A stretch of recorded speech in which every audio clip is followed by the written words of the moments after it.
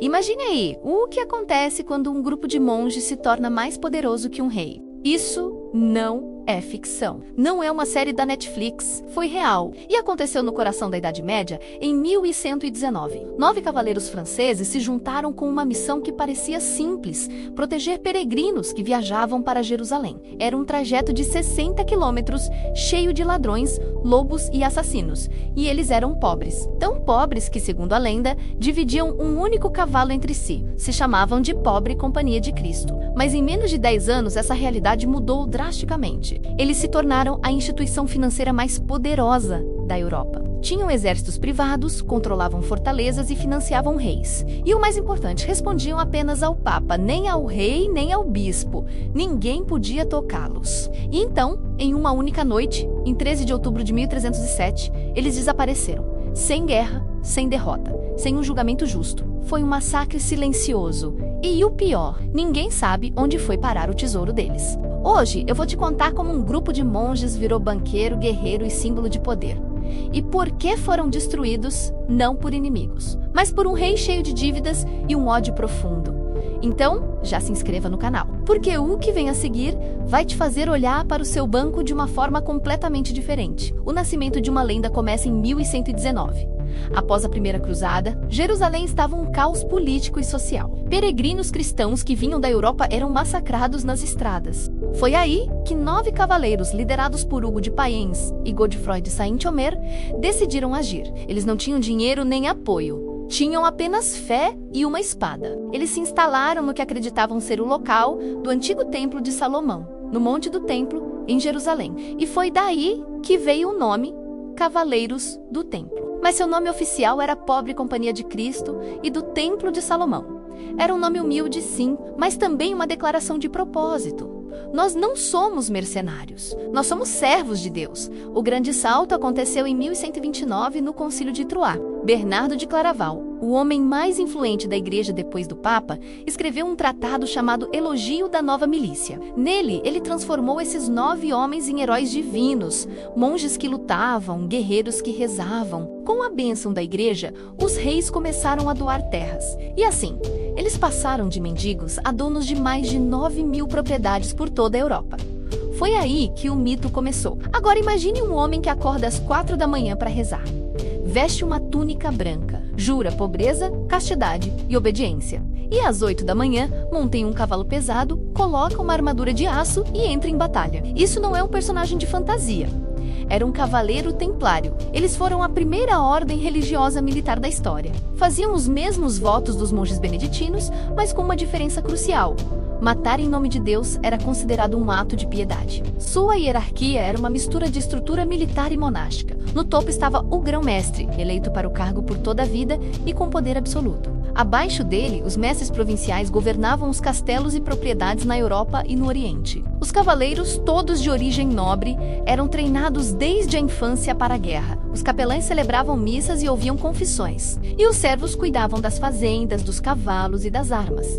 E o uniforme? A famosa capa branca com a cruz vermelha patada, cujas 8 pontas simbolizavam as bem-aventuranças. Era um símbolo de pureza e, ao mesmo tempo, de morte. Quem via aquela cruz sabia, aquilo não era apenas um monge, era um guerreiro de Deus. Eles não eram apenas soldados. Era um Estado dentro do Estado. Não pagavam impostos, não respondiam a reis, apenas ao Papa.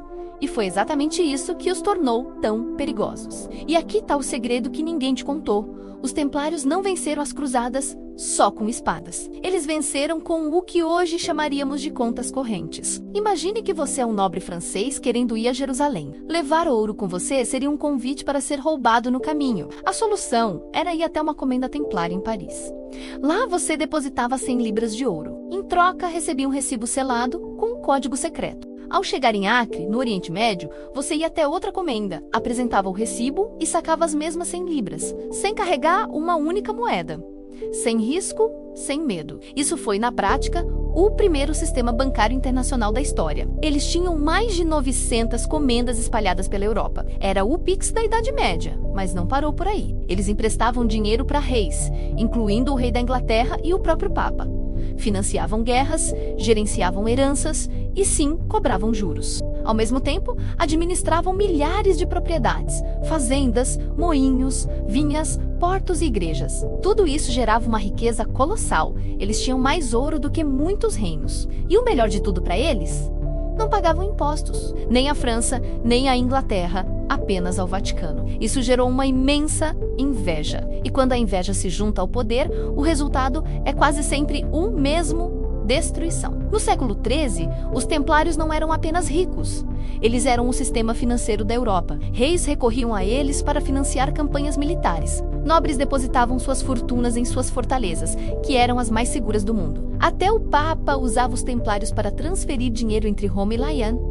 Eles tinham uma frota naval própria. Construíam castelos impenetráveis, como o Château Pèlerin, na costa da Síria, que resistiu a exércitos inteiros. E tinha um exército de cerca de 15 mil homens, maior do que o de muitos reinos europeus. Mas o mais assustador para os monarcas era que eles não precisavam de nenhuma autorização para agir. Ninguém podia invadir suas propriedades. Ninguém podia interrogar seus membros. Eles eram uma força legal, mas incontrolável. Filipe IV, o Belo, rei da França, estava profundamente endividado com eles. Ele tinha gastado fortunas em guerras, festas e luxos, e o dinheiro vinha dos templários. Quando ele pediu para renegociar a dívida, a resposta dos templários foi simplesmente não. Após isso, Filipe fez o que todo governante com medo e ódio faz: criou um inimigo. Na madrugada de 13 de outubro de 1307, milhares de soldados franceses bateram nas portas de castelos, mosteiros e comendas por toda a França.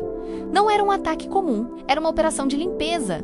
Eles não vieram para prender bandidos, vieram para prender monges. As acusações eram chocantes e absurdas: negar Cristo, cuspir na cruz, praticar sodomia e adorar um crânio com 3 rostos. Tudo mentiras inventadas para justificar a ação. Mas a igreja, sob forte pressão do Papa Clemente V, que era francês e dependia do apoio de Filipe, aceitou as acusações. Em 1312, o decreto papal Vox in Excelso dissolveu a Ordem dos Templários.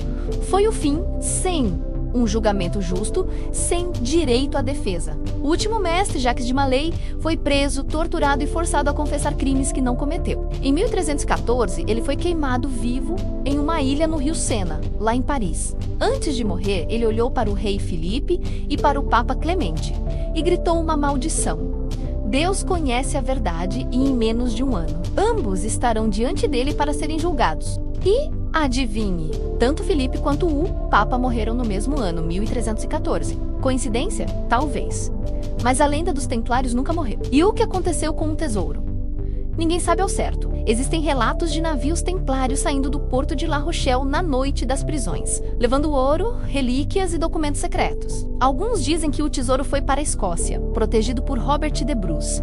Outros, que foi enterrado na ilha de Oak, no Canadá, um local cheio de túneis e símbolos misteriosos. Há quem acredite que está escondido na capela de Roslin, na Escócia, o mesmo lugar que inspirou aquele código da Vinci. E sobre a ordem, será que ela realmente acabou? Muitas lojas maçônicas modernas se dizem herdeiras dos templários, mas não há evidências históricas concretas que comprovem isso. Ainda assim, o mito persiste, porque o que realmente assusta não é o ouro, é a ideia de que o poder pode desaparecer da vista, mas nunca morrer de verdade. Os templários não foram derrotados por exércitos inimigos.